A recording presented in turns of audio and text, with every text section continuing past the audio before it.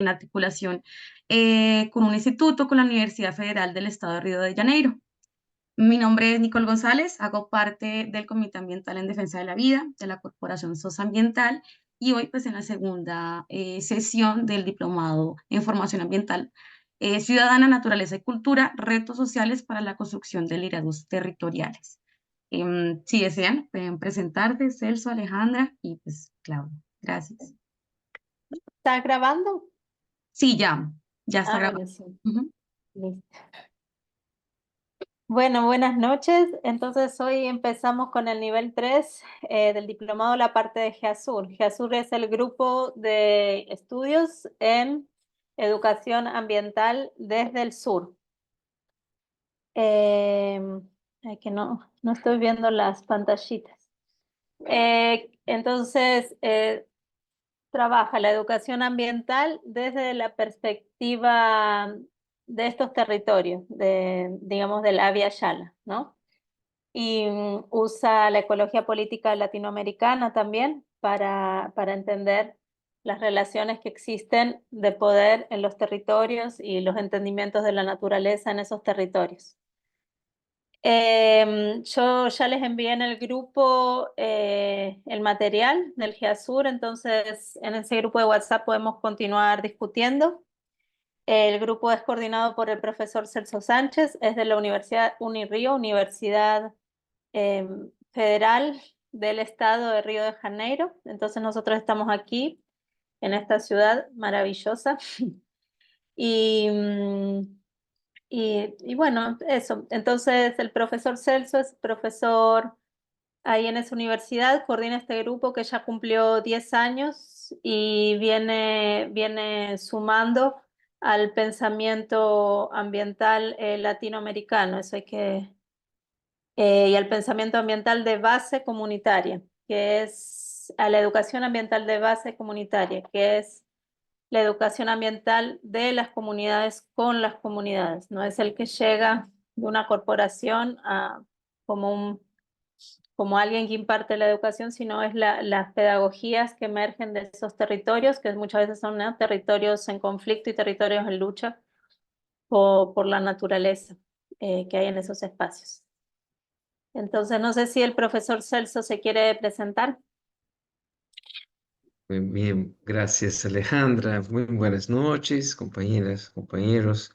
Es un honor estar con ustedes en el día de hoy, acá con la compañera, la profesora Claudia Miranda, que también tengo el honor de compartir el proceso de formar parte del Departamento de Didácticas de la Universidad Federal del Estado de Río de Janeiro.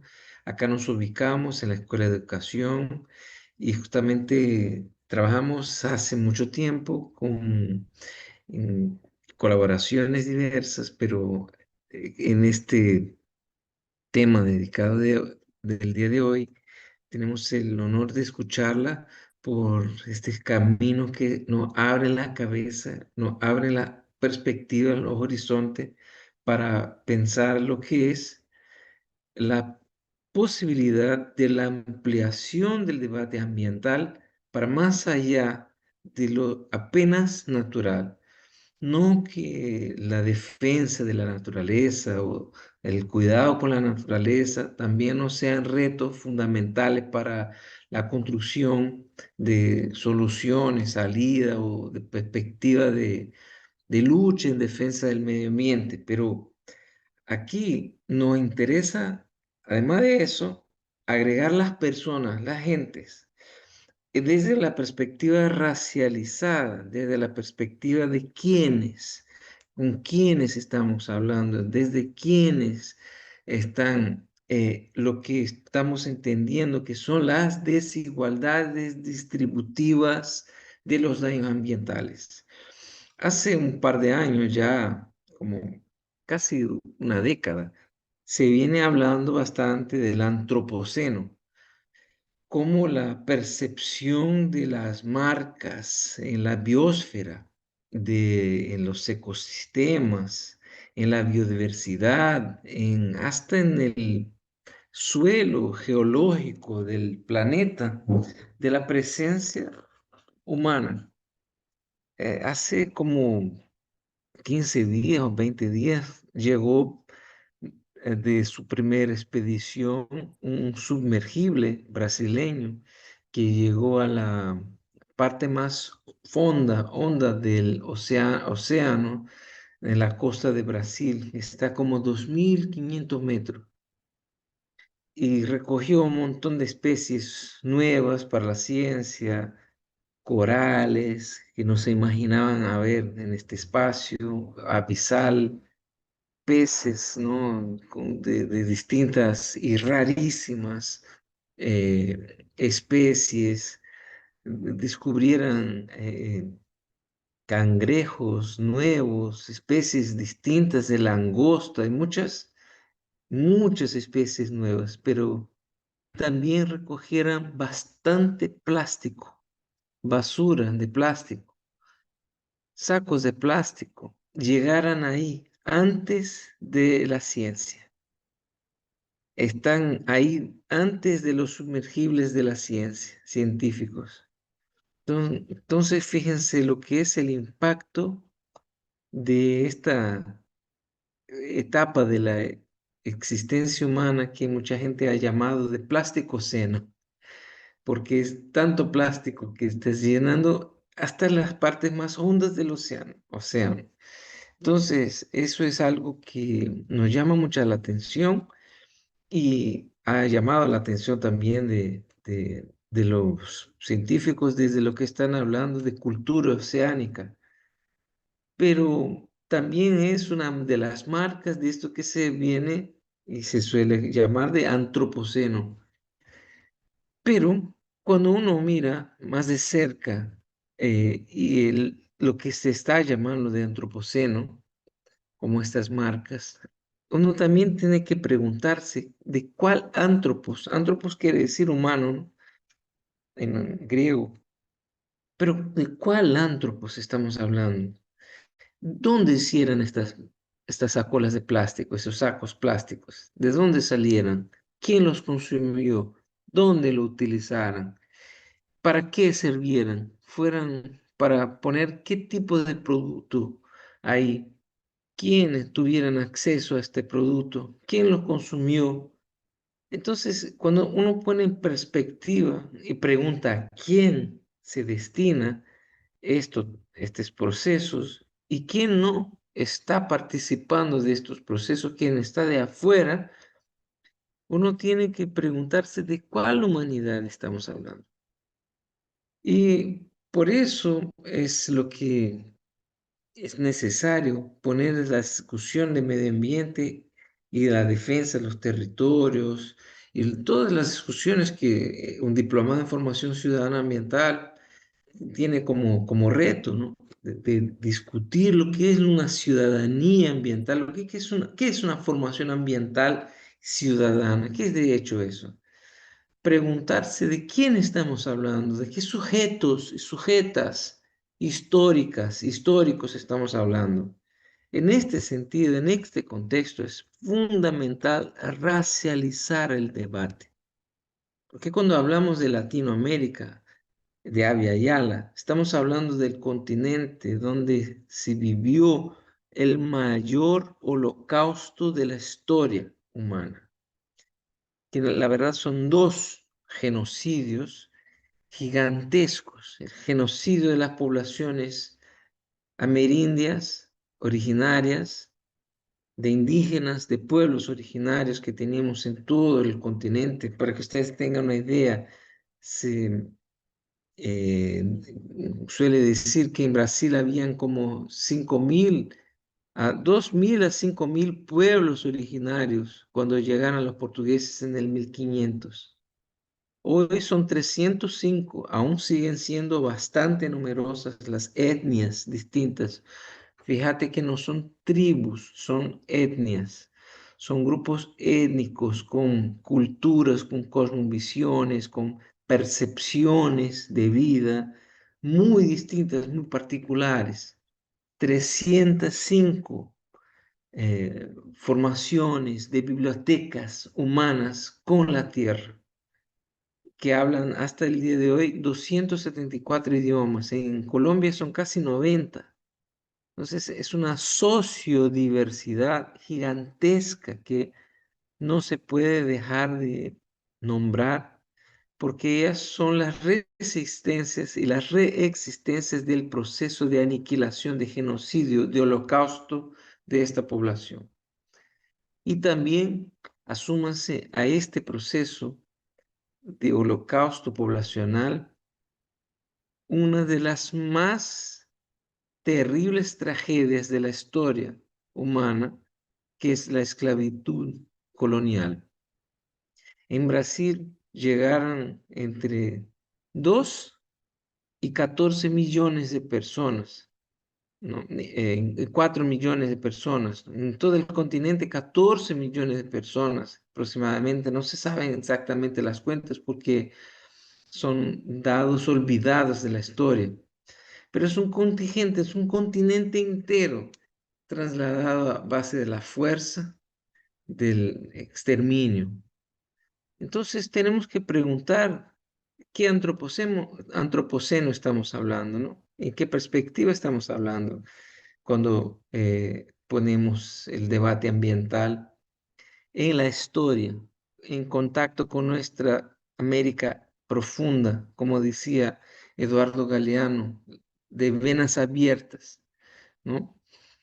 Entonces, esta charla de hoy es absolutamente fundamental para la ampliación de la perspectiva de una discusión ambiental racialmente colgada, racialmente referenciada, racialmente situada, para que pongamos el debate ambiental en los caminos de comprensión de la historia del continente de Abya Yala. Entonces, por ahí es algo que quería comentarles para comenzar, porque nuestro trabajo desde GEASUR de investigación de una educación ambiental desde el sur va justamente a buscar las alianzas, las nuevas alianzas que se pueden construir desde la escucha de los pueblos originarios, de los pueblos en diáspora, particularmente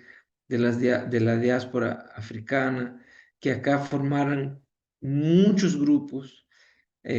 Nombramos nuestra comunidad afro-brasileña de muchas maneras distintas, pero particularmente hay en Brasil lo que ustedes nombran de palenques, ¿no? De pueblos palenqueros. Acá nosotros llamamos de quilombolas. Entonces, son más de 6.000 comunidades quilombolas. Desde ahí hay una potencia gigantesca para crear otro mundo, para descubrir otras bibliotecas de contacto con la naturaleza, de relaciones con la naturaleza, que nos pueden ayudar a crear y construir una educación ambiental que sea de base comunitaria, ¿no? Comprometida con estas gentes que tuvieran esta experiencia de estar con la tierra y no contra la tierra.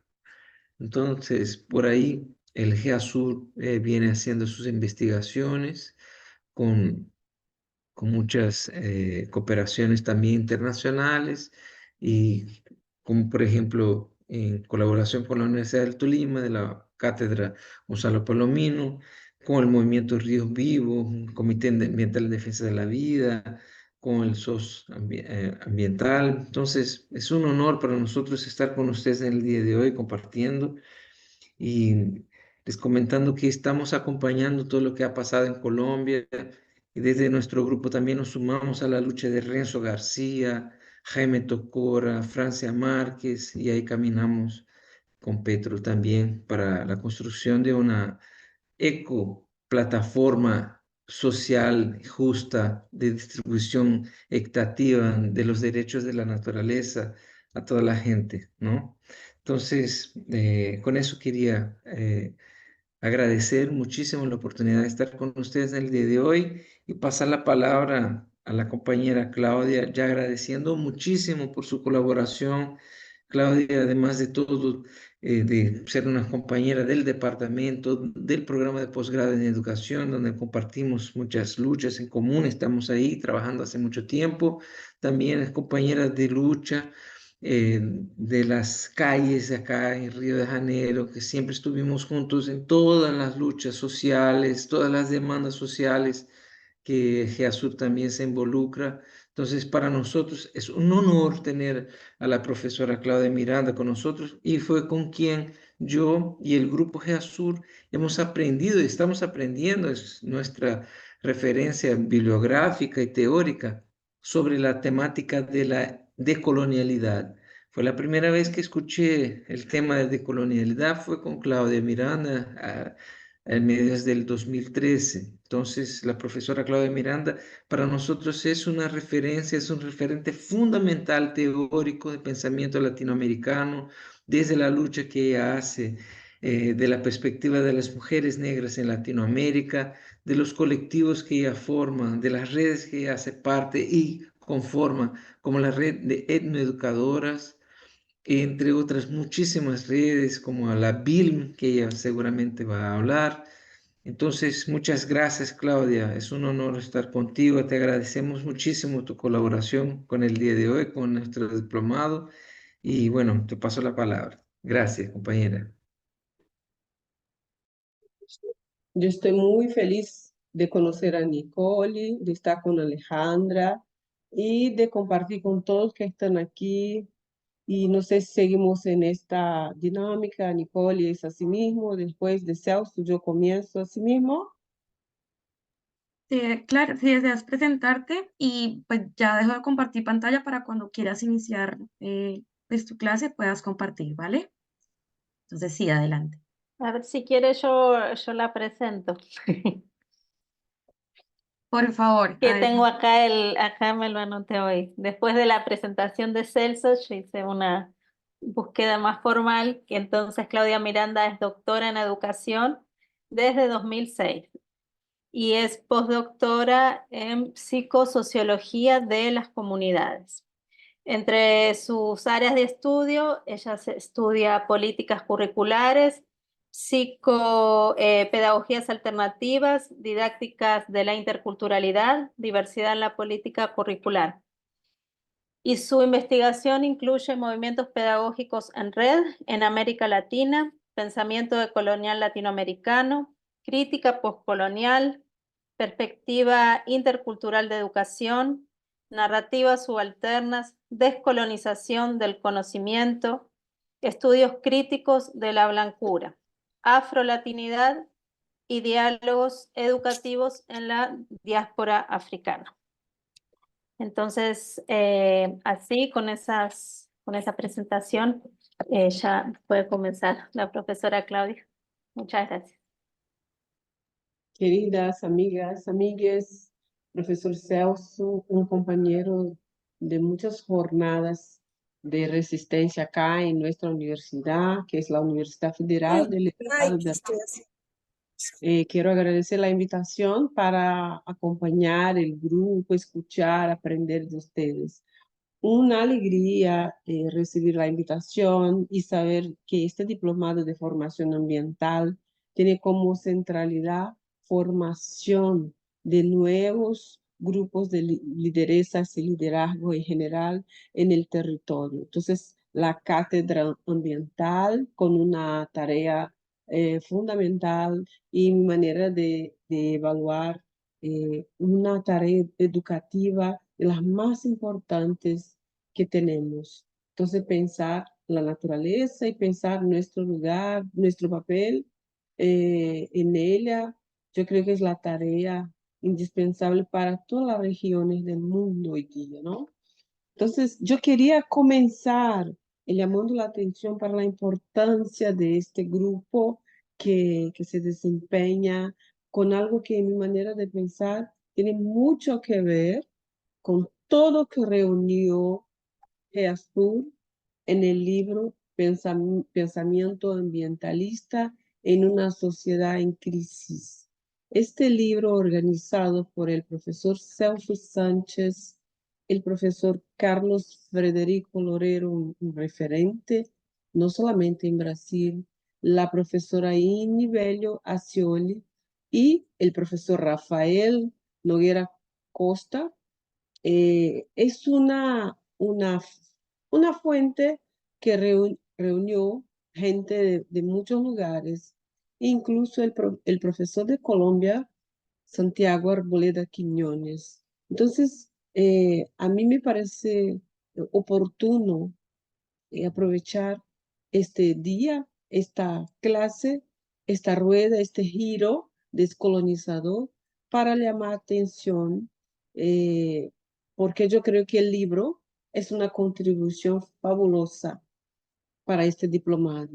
El capítulo 8, yo voy a dejar con Alejandra la referencia.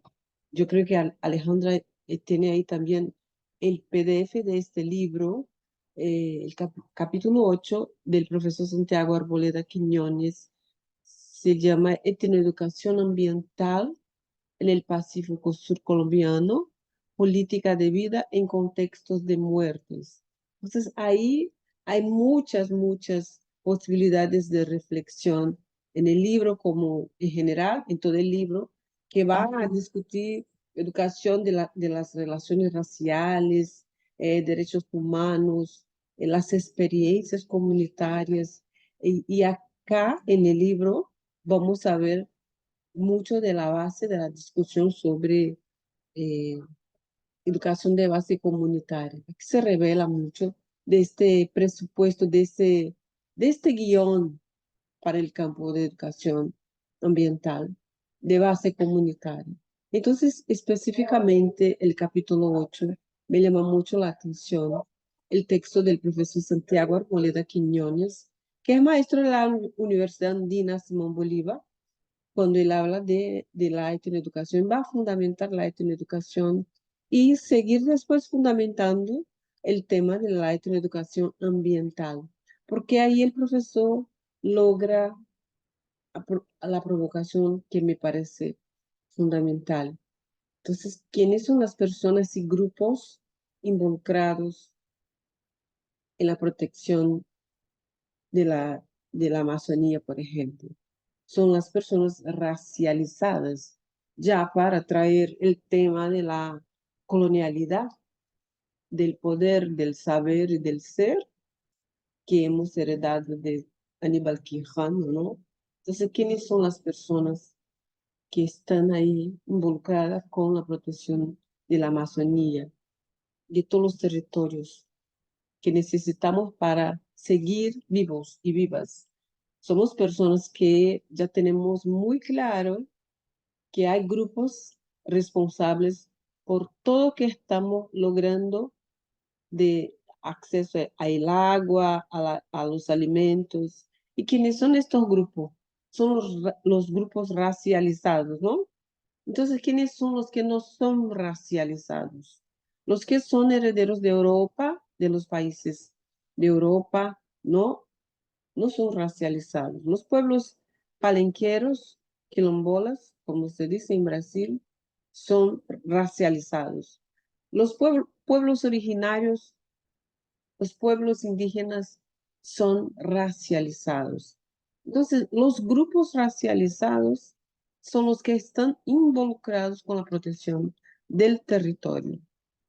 Son los grupos que siguen garantizando las condiciones básicas para uno lograr acceso al agua, a la comida. Hemos vivido ahí toda la jornada infeliz de una crisis sanitaria global y fue la oportunidad que hemos tenido de reforzar nuestras impresiones. Entonces, el movimiento Sin Tierra, por ejemplo, ha trabajado duro en el periodo de la crisis sanitaria global para que el alimento llegara a las familias más vulneradas. Eso no se puede contestar, ¿no es cierto?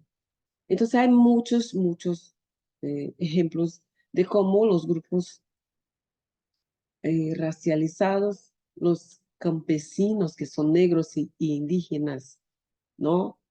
Han garantizado una vida para los más vulnerables. Entonces, el profesor Santiago Arboleda, como he mencionado, me ha ayudado a pensar estas cuestiones de cómo existe un tema poco trabajado que él va a llamar de etnoeducación ambiental. Y eso es una clave de reflexión sobre nuestra tarea en este diplomado, ¿sí? Entonces, nuestra tarea en este diplomado es sobre todo volver a pensar las alternativas que es posible aún lograr. Entonces, en este caso, el profesor va a llamar la atención para la historia de resistencia y va a decir que la etnoeducación es una política pública elaborada, sustentada y defendida por las comunidades indígenas y afrocolombianas. En este caso, su trabajo está ubicado en Colombia, pero para nosotros de Brasil, cuando el maestro de Colombia eh, problematiza la cuestión colombiana, sirve también para problematizar cuestiones en los diferentes países de la región de Latinoamérica, de Abya Yala, ¿no? Entonces va a decir que la etnoeducación es una política pública elaborada, sostenida y defendida por las comunidades indígenas y afros, con antecedentes entre las décadas de 50 y 70, en su lucha por el ingreso a la educación, que deviene en una exigencia de coherencia contextual y posteriormente con diferentes matices de educación diferencial para los dos grupos. Entonces, eso para preparar el territorio, explicar qué va a ser la heteroeducación ambiental. Entonces, yo creo que ese es un punto clave para el debate, para este diplomado en esta etapa que está comenzando, ¿no? La etnoeducación ambiental promovida, desarrollada por el profesor Santiago Arboleda Quiñones, un colombiano un maestro de la Universidad Simón Bolívar en Quito. Eso está directamente conectado con lo que nosotros de acá, de GEASUR, estamos intentando pensar sobre blanquitud ambiental. Entonces, ubicar la cuestión del territorio en las personas y grupos del territorio es la tarea que tenemos. La principal tarea es traer algunas escenas en donde es posible confirmar que son los que viven en el territorio los que pueden dejar las salidas para el territorio y para la protección del territorio. Entonces, cuando uno piensa justicia ambiental, cuando uno piensa derecho a la tierra, no es posible pensar estas cuestiones sin escuchar a las personas del territorio, sin escuchar los grupos del territorio. Entonces, no hay cómo en este debate dejar de mencionar la importancia de reconocer la memoria o las memorias contrahegemónicas, ¿no es cierto? Hay muchas experiencias que no están en los libros escolares, que no están en los libros de geografía, los libros de medicina en las facultades. Entonces, recuperar toda la perspectiva territorial, medicinal, de los grupos de Abya Yala que están ubicados en los territorios, también hace parte de nuestra tarea descolonizadora. O sea, enfrentar eso que nosotros estamos llamando, yo y el profesor maestro Celso Sánchez, de etos de la servidumbre. Entonces, este etos de la servidumbre es algo también para reconocer como herencia de la colonización. Entonces, tenemos toda una atmósfera en nuestro siglo XXI que tiene mucho que ver con las expectativas de los grupos de los países que han sido aventureros coloniales. Entonces, aún estamos dentro de una atmósfera colonizadora. Acá en Brasil, ustedes ya saben que ha pasado entre el año, hasta el año 2022 con el secreto sobre la vida de los Yanomamis. Entonces, hemos visto un genocidio en el siglo XXI. Aún estamos frente a un genocidio de los pueblos Yanomamis. Ustedes también han escuchado en los periódicos más populares de Brasil muchas noticias en el periodo de la pandemia, además de la noticia sobre la condición Yanomami.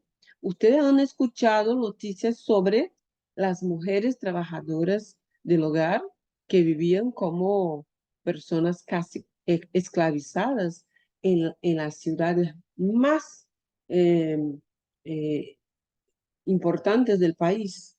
¿Sí? Esto ha pasado ahí.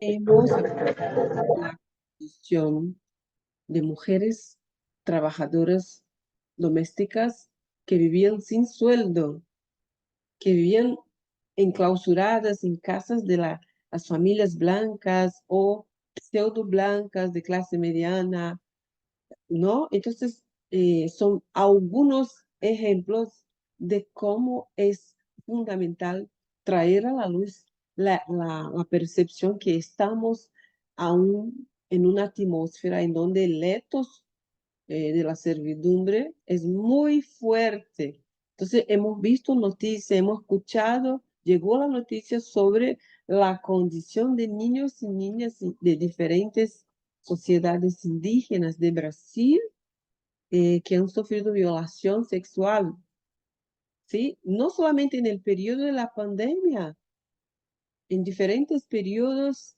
y hasta hoy día llega ahí estas noticias de violencia sexual y después de la muerte de la niña, del niño, de una sociedad indígena. Entonces, ahí podemos ver que tenemos una atmósfera aún de mucha colonialidad. Entonces, ese es el tema.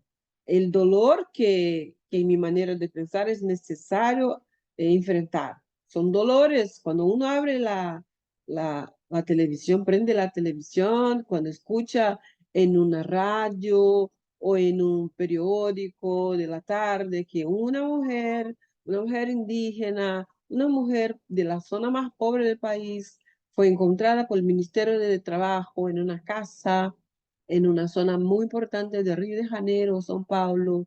Vivía ahí como una esclava de una familia, de un juez, de una persona del mundo judiciario, que esta mujer vivía sin condiciones de higiene pessoal, que no tenía suelo, que no tenía protección, no tenía derecho a médico, a salir a la calle. Entonces, en un país como Brasil, ¿cómo puede una familia blanca de clase mediana mantener una mujer pobre en su casa como una esclava? Entonces, ese es el Brasil del siglo XXI. Ese es el Brasil de la región más afortunada, que es la región donde está São Paulo, Río de Janeiro, Minas Gerais. Entonces, es el Brasil del etos de la servidumbre, ¿no es cierto? Entonces, de eso se trata. Entonces, cuando uno se preocupa en pensar cómo en el campo de la lucha por el medio ambiente, en la universidad sobre todo, donde formamos las juventudes de todas las clases sociales, cuando uno se preocupa en pensar y hacer análisis crítica radical sobre este modo de ser parte de una comunidad ambiental, uno tiene que traer este tipo de problema. Entonces, estamos disputando sentidos de educación en general en esta sociedad brasileña. Entonces, ¿cómo cuestionar, problematizar algo que estamos llamando de blanquitud ambiental? ¿En qué ambiente social uno comienza a darse cuenta de quiénes son los pueblos originarios, de quiénes son los pueblos palenqueros de Brasil? Entonces, por eso es fundamental que uno tenga en cuenta cuáles son los ejemplos que nuestra sociedad sigue compartiendo con nuestras juventudes. Entonces, cuando un niño llega ahí en un territorio palenquero, ¿qué espera? ¿Qué espera? ¿En qué momento entiende que tiene que escuchar de las personas mayores para aprender de ahí, de los sabedores y de las sabedoras? Entonces, es muy importante comprender en qué ambiente estamos construyendo sentidos de universidad pública, por ejemplo. Entonces, Brasil tiene todos estos tipos de mal ejemplos, de prácticas que no son ejemplares para nadie, ¿no? Entonces, yo creo que ese es un punto fundamental. ¿Cuáles son los problemas que estamos? ¿Por qué el Ministerio de los Pueblos Originarios eh, es una cosa muy, muy decisiva para Brasil? ¿Por qué el Ministerio de Medio Ambiente es una propuesta muy decisiva para Brasil? ¿Por qué el Ministerio de Igualdad Racial también es una otra referencia muy importante para Brasil? Tres ministerios nuevos que son dinamizados por mujeres. Sonia Guajajara en el Ministerio de los Pueblos Originarios, Marina Silva en el Ministerio de Medio Ambiente, Anieli Franco, la hermana de Marielle Franco, en el Ministerio de Igualdad Racial. Entonces, esa es una señal muy, muy, muy, muy importante, porque estamos intentando recuperar muchos de los derechos que hemos perdido. Entonces, ahí ustedes pueden tener en cuenta que tanto Sonia Guajajara como eh, Renata Souza, una parlamentaria de Río de Janeiro, han salido en el periodo de la pandemia, han salido del país en la oportunidad que han tenido para denunciar la violencia del Estado, denunciar los órganos internacionales, toda la violencia del Estado. Entonces, me parece que pensar en movimiento, me parece que trabajar con esta concepción de terapia yala es la salida, es parte de las alternativas. Uno tiene que poner en la mesa todo lo que ocurre acá en Brasil, uno tiene que poner en la mesa todo lo que ocurre en Colombia, todo el mundo tiene que acompañar lo que estamos viviendo en Ecuador, etcétera, etcétera, etcétera.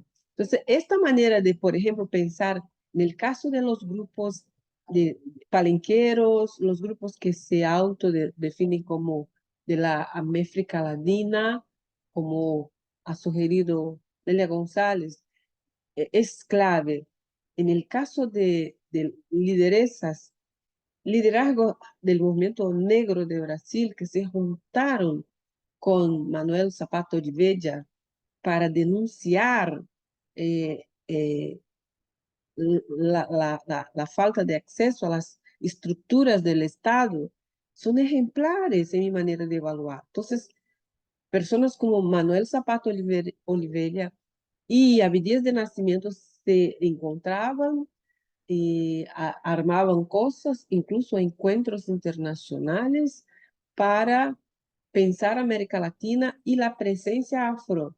Entonces, miren ustedes, eso no es una cosa nueva. Por eso recuperar esta memoria contrahegemónica hace parte de nuestras tareas descolonizadoras. Me parece que ese es un punto fundamental. Y lo mismo que los parentes de los pueblos originarios ya hacen toda la vida. Brasil, Colombia, Ecuador, Uruguay, todos, Argentina están dialogando desde siempre las salidas para los pueblos originarios. Yo creo que ahí el tema de la memoria es clave para nosotros. Entonces hay una dinámica que no está en el libro didáctico, tampoco en los libros que las universidades eh, adoptan para los cursos universitarios. Entonces nuestra tarea también entender que son formas de reexistir en Abya Yala, ¿no? Esto está ahí en la agenda del Diplomado de Formación Ambiental. Reexistir en Abya Yala. Entonces yo creo que los imagonajes, la forma de reinventar la dinámica organizacional de los grupos, de los pueblos originarios, tenemos que recuperar, ¿no?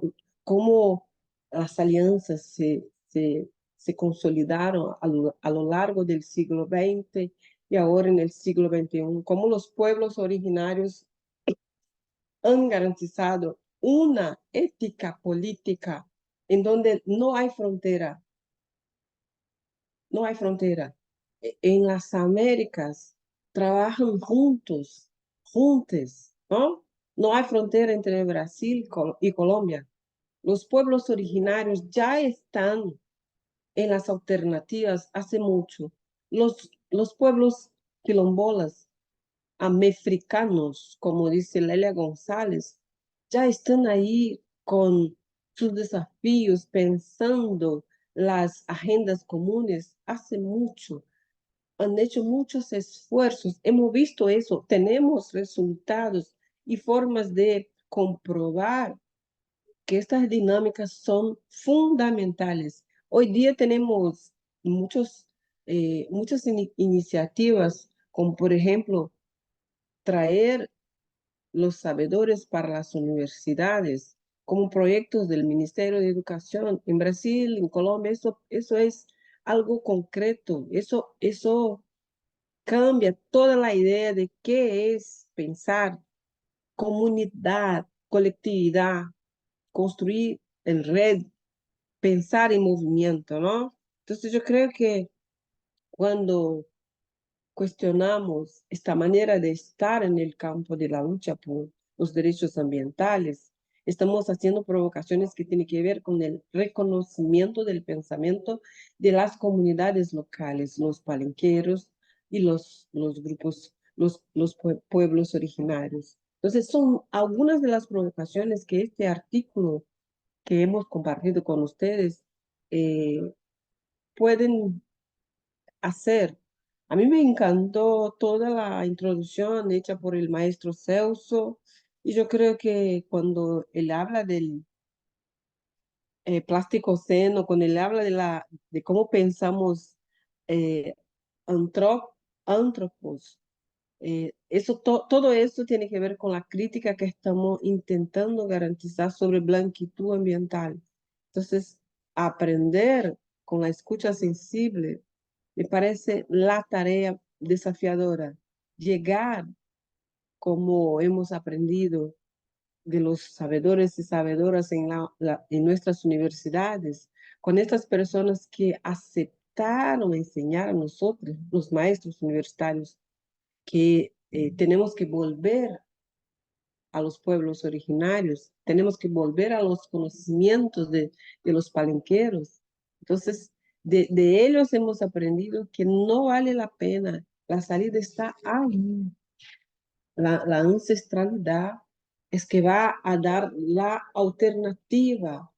Si tenemos alguna oportunidad de volver a empezar, de garantizar otro modo de vida, es a partir de una cultura de base comunitaria. Entonces, si soy de clase mediana, si soy de clase alta, tengo que estar involucrado con los grupos que están en el territorio. Sí, entonces no hay de otra, no hay alternativa. Ese es el futuro. Involucrarse en las luchas comunitarias, ¿sí? Para desaprender y reaprender sobre justicia ambiental y justicia territorial. Yo creo que es la tarea comprender conceptos que salen de estos territorios, de estas personas, que muchas veces no tienen diplomado, no tienen ningún papel, han aprendido de ahí, de la vida real. Me parece fundamental comenzar a debater estos puntos, reconocer las historias que no fueron contadas y que no están en los libros que las universidades han adoptado, ¿sí? Eso porque tenemos muchas consecuencias y una de las consecuencias de todo que no hemos aprendido es la deshumanización de los grupos de los territorios. Entonces, yo quería dejar eso como algunas provocaciones para el debate y agradecer mucho escuchar a ustedes y, y eso, muchas gracias.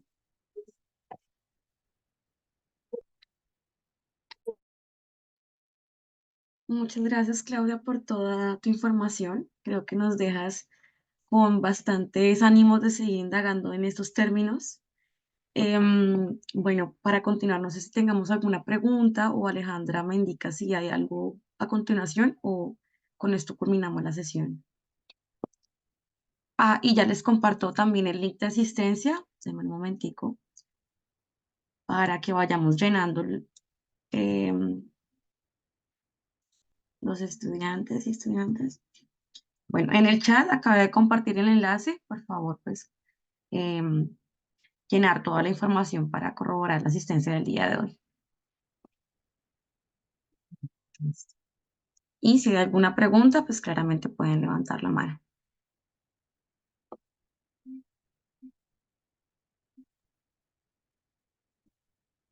Bueno, vemos que no hay ninguna pregunta. No sé si para concluir, Celso o Alejandra, deseen decir algunas palabras. Sí, sí. Alejandra, por favor. Muchas gracias, profesora Claudia, muy interesante. Creo que lo que trajo es, obviamente, es fundamental. Ahí ya tomé bastante nota. Em, y bueno, eso, muchas gracias. Preguntas, las tengo que todavía, las tengo que pensar todavía las preguntas.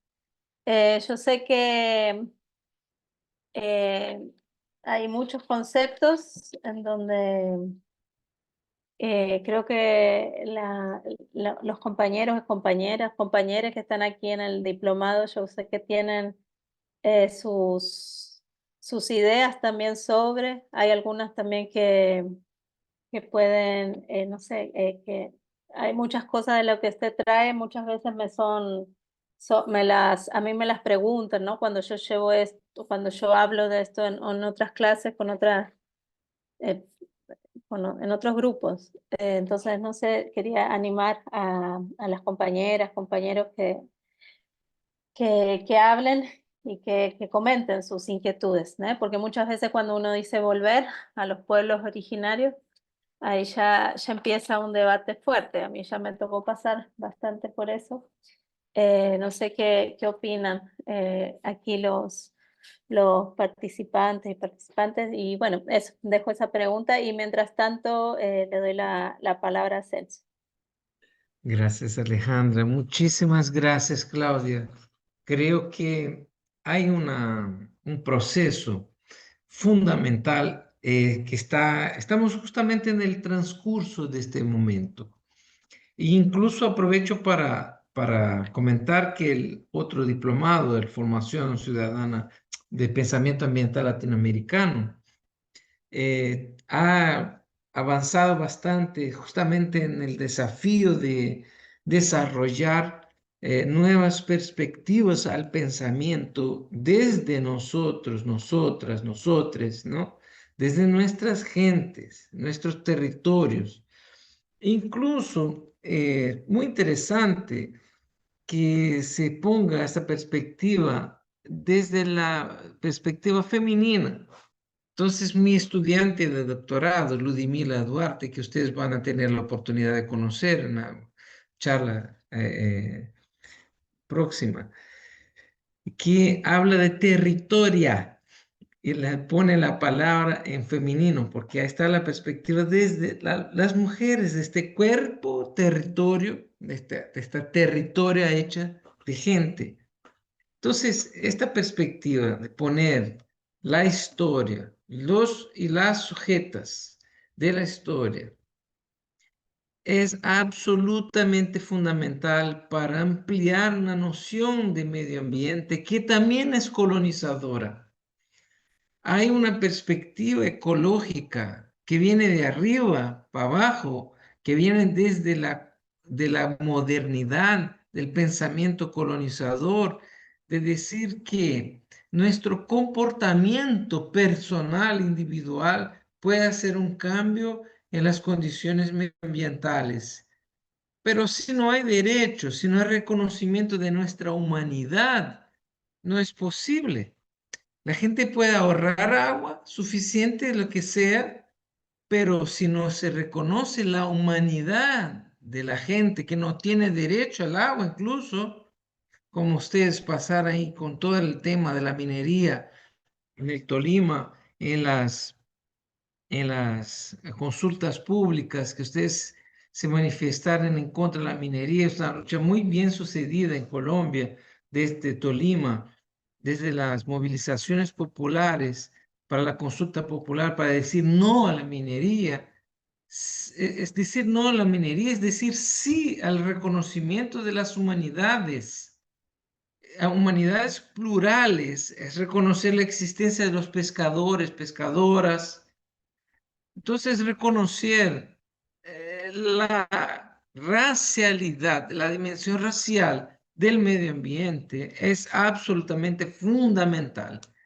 Y lo que, no, lo que nosotros estamos hablando ahí desde blanquitud ambiental es el privilegio de esta parcela blanca que se cree la hegemonía de la humanidad, que propone un antropoceno como si fuera una misma huella ecológica para todas las personas distintas, y eso no es verdad. Es desconocer la humanidad del otro y de la otra, sea por la interseccionalidad de raza, de género, de clase. O sea, esta charla es fundamental. Escuchar a Claudia es fundamental porque ella nos está trayendo una perspectiva interseccional para el debate ambiental. Poner en perspectiva las interseccionalidades. No se puede hacer la defensa del medio ambiente sin reconocer las humanidades que están ahí colgadas en la producción de este mismo, del medio ambiente mismo.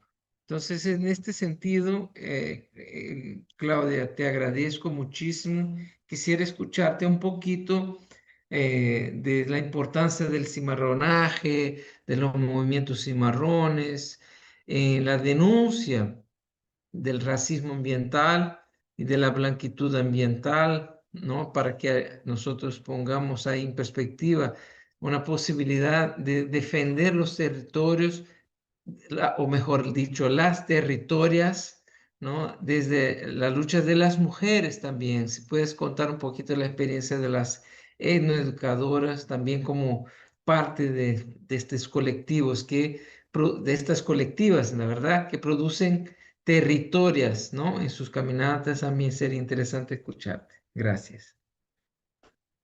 Gracias, queridas.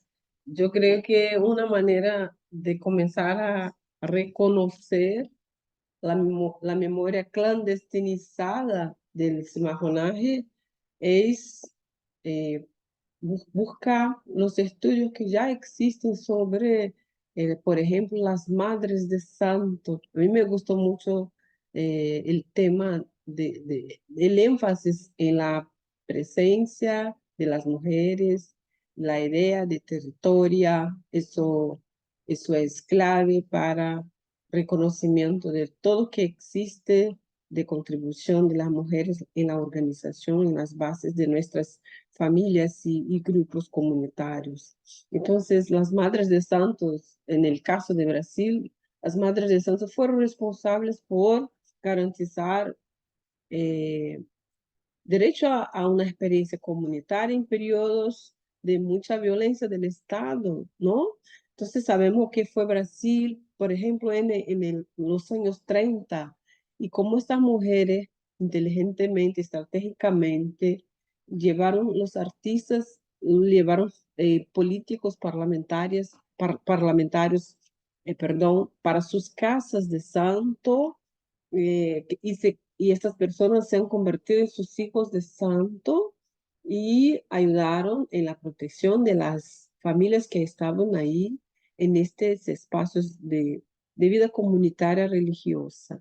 Entonces, el majonaje es una manera de, aunque la violencia de las oligarquías tenga marcado toda la vida de las poblaciones afrodescendientes, hubo muchas alternativas de vida. En el caso de Brasil, los quilombos, los palenques que se formaron, tenemos muchos estudios acá sobre las organizaciones de los grupos afrodescendientes que han huido de la esclavitud, de las haciendas y han creado una manera, una sociedad alternativa y han luchado en lugares desconocidos, poco conocidos de la sociedad, de la policía, del Estado, se organizaban en estos lugares poco conocidos dentro de la selva y allí intentaban recrear sus vidas en libertad, vigilando al territorio. Entonces, ahí han experimentado, han vivenciado otra manera de pertenecer. Entonces, todo muy, muy precario, todo muy, muy difícil, desafiador, y ya sabemos que en estos espacios de gente afro, mucha gente indígena ha participado, ha colaborado, mucha gente indígena de Brasil, los pueblos originarios de Brasil son fundamentales en la línea del tiempo cuando uno va a reconstruir el cimajonaje, el proceso de cimajonaje acá en Brasil. Yo creo que también pasa lo mismo en Colombia. Entonces se encontraron los afrodescendientes de Colombia con los pueblos originarios de Colombia y acá en Brasil pasa lo mismo. Entonces yo creo que es muy importante comprender que siempre hemos vivido sin garantías y siempre hemos experimentado otras maneras de estar en la resistencia, en la contramano, ¿no? Entonces, yo creo que sería un poco el ejemplo que tenemos y claro que el sistema patriarcal no va en el siglo, todo el siglo XX, siglo XXI, no va a dejar oportunidad para que uno tenga en claro cómo las mujeres se han eh, movimentado ahí, ¿sí? Entonces, yo creo que en el periodo, en la década de los 90, fue fundamental lo que han logrado las mujeres negras de Latinoamérica, las mujeres de Colombia, lideresas negras de Colombia, de Brasil, de Uruguay y de Argentina y de otros países de aquí del territorio latinoamericano de Abya Yala, y se organizaron redes de mujeres negras y se encontraron después, en 2001, en la conferencia de Durban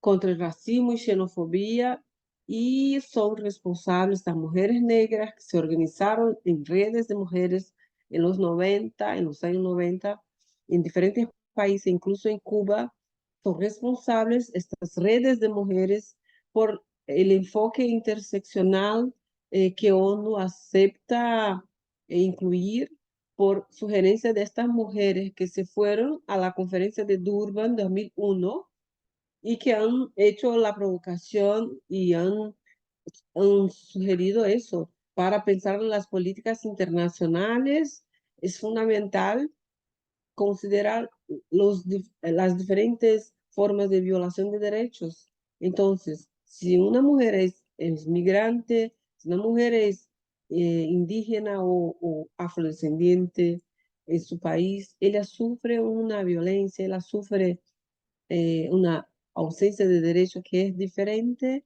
porque ella también es un montón de cosas al mismo tiempo.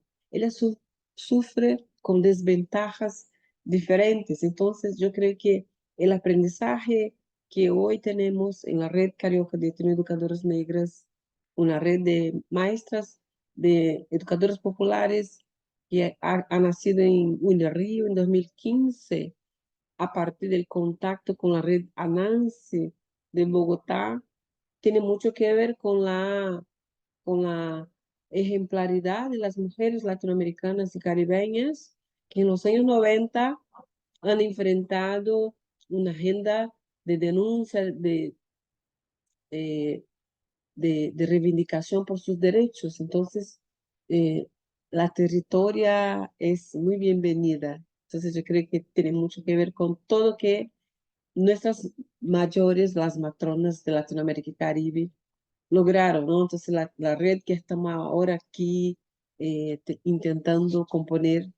Es una red ahijada de la red Anansi de Bogotá, la red de maestras y maestros, y los de Anansi de Bogotá es la madrina de la red carioca de educadoras negras. El tema del medio ambiente, el tema del derecho al territorio también hace parte de nuestra agenda. Muchísimas gracias, Claudia, por toda la información. Creo que todos quedamos con ansias de conocer más respecto al tema. Alejandra, te encargo, por favor, que nos envíes el documento. Considero que ampliar más la información sobre términos como blanquitud, etos, el pensarnos de la visión desde los pueblos originarios va a hacer que desdivague cada uno de nosotros, de nosotras, siendo líderes en nuestros territorios, nos cuestionemos quiénes están construyendo territorio y desde qué visión y por qué no somos nosotros mismos y nuestras comunidades. Entonces, agradecerle a Alejandra, Celso. No sé si hay alguna pregunta o comentario final a alguno de las personas presentes, de los estudiantes del diplomado. Si no, pues vamos a concluir con la sesión. Si están de acuerdo. Bueno. Entonces, de nuevo agradecerles. Nos vemos dentro de 15 días, ¿correcto, Alejandra, contigo? Sí, Listo. tendremos otra charla. Bueno, nos anunciarías, nos comentarás Bueno, quién es. y yo les voy a enviar el libro y el artículo de Santiago Arboleda y la información de la red de etnoeducadoras que tienen una página web que está bien completa. Y hay de etnoeducadoras negras en Río y voy a buscar la de la red de los hilos de Anansi.